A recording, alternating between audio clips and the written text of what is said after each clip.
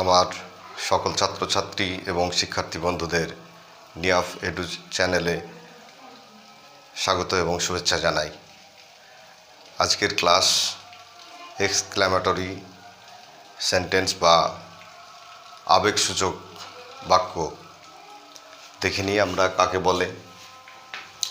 যে বাক্যের মাধ্যমে হাসি, কান্না, আনন্দ, দুঃখ, ঘৃণা, বিস্ময় প্রভৃতি মনের আবেগ প্রকাশ পায় তাকে এক্সক্ল্যামেটরি সেন্টেন্স বা আবেগসূচক বাক্য বলে। আমরা যদি আরও সহজ করে বলি, যে বাক্যের মাধ্যমে হাসি, কান্না, ঠাট্টা, মজা, ঘৃণা, দুঃখ, আনন্দ, বিস্ময় এবং মনের আবেগ প্রকাশ করে তাকে আমরা এক্সক্ল্যামেটরি সেন্টেন্স বা আবেগসূচক বাক্য বলি। এই বাক্যের মূলত গঠন দু রকমের। আমরা প্রথমে দেখে নিব, প্রথমে এক্সক্ল্যামেটরি ওয়ার্ড, তারপর বিস্ময়বোধক চিহ্ন, তারপরে সাবজেক্ট, তারপরে ভার্ব, তারপরে অবজেক্ট, তারপরে কমপ্লিমেন্ট। দ্বিতীয় নম্বর গঠন WH ওয়ার্ড, অর্থাৎ হোয়াট অথবা how plus complement plus subject plus শেষে গিয়ে ভার্ব, তারপরে বিস্ময়বোধক চিহ্ন। আমরা উদাহরণগুলো দেখলে আমরা ক্লিয়ার হয়ে যাব।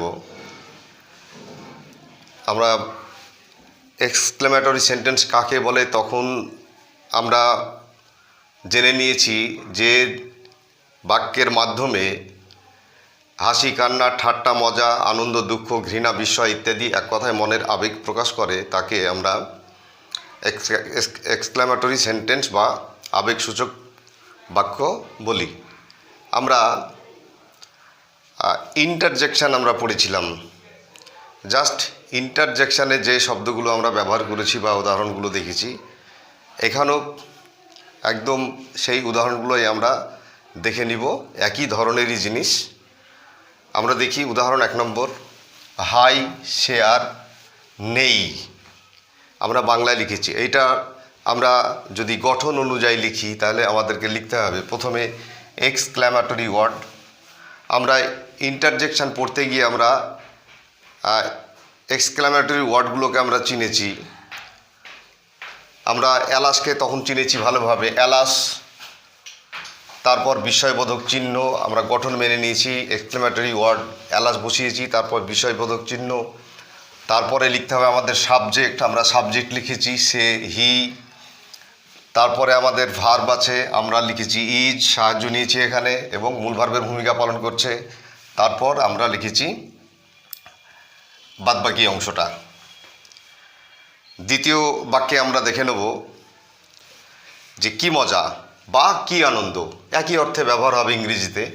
তারপর বিস্ময়বোধক চিহ্ন, খেলায় আমরা জিতেছি। হুররা মানে কি মজা বা কি আনন্দ। We have won the match. তাহলে আমরা প্রথমে এক্সক্ল্যামেটরি ওয়ার্ড বসিয়েছি, বিস্ময়বোধক চিহ্ন দিয়েছি গঠন অনুযায়ী, তারপর সাবজেক্ট বসিয়েছি, তারপর আমরা মূল ভার্ব ওন বসিয়েছি, তারপর আমরা অবজেক্ট বসিয়েছি দ্য ম্যাচ। আমরা তৃতীয় বাক্যে দেখে নিব হাই, প্রথম বাক্যের মতোই আর কি, লোকটি মারা গেছে। তাহলে হাই কথার অর্থ আমরা জানি এবং এক্সক্ল্যামেটরি ওয়ার্ড এলাস বা হাই, তারপর আমরা বিস্ময়বোধক চিহ্ন ব্যবহার করেছি, তারপর আমরা ওখানে গঠন অনুযায়ী আমাদেরকে সাবজেক্ট বসাতে হয়েছে লোকটি, দ্য ম্যান, মারা গেছে, ইজ ডেড, আমরা ভার্ব ব্যবহার করেছি। 4 নম্বর বাক্যে আমরা দেখে নেব। 4 নম্বর বাক্যে আমরা দ্বিতীয় নম্বরের যে গঠনটা আছে সেইটাকে আমরা ফলো করেছি। আমরা বিভিন্ন ক্ষেত্রে ভাষাকে যখন আমরা শ্রুতিমধুর করে বলি সেক্ষেত্রে আমরা সুন্দরভাবে এই কথাগুলো বলি।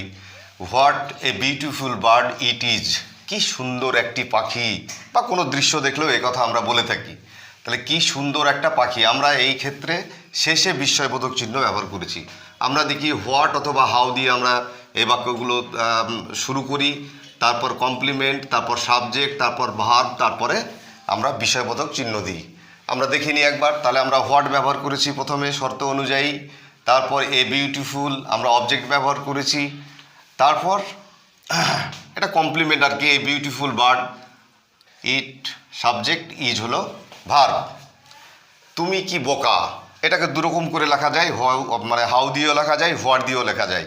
তাহলে শর্ত অনুযায়ী হাউ লিখেছি, তারপর কি লিখতে হবে আমাদের বলা হয়েছে এখানে সাবজেক্ট, আমরা হাউ ফুলিশ ইউ আর, এই যে ওখানে আমরা ভার্বটাকে সবসময় শেষে ব্যবহার করছি আমরা। দ্বিতীয় বাক্যতেও ঠিক একই রকমেরই আমাদের হোয়াট এ ফুল, হ্যাঁ, ইউ আর। এই হলো এই বাক্যের ব্যাপার। আমরা এই বাক্যে খুব সাধারণত কম কথা বলি, আমরা 80% কথা বলি অ্যাসার্টিভ সেন্টেন্সে। আর প্রশ্ন বা জিজ্ঞাসা তো আমাদের করতেই হয়, অহরহ আমরা করি। আর বাদবাকি যেসব সেন্টেন্সগুলো আছে আমরা অত্যন্ত ব্যবহার কম করি।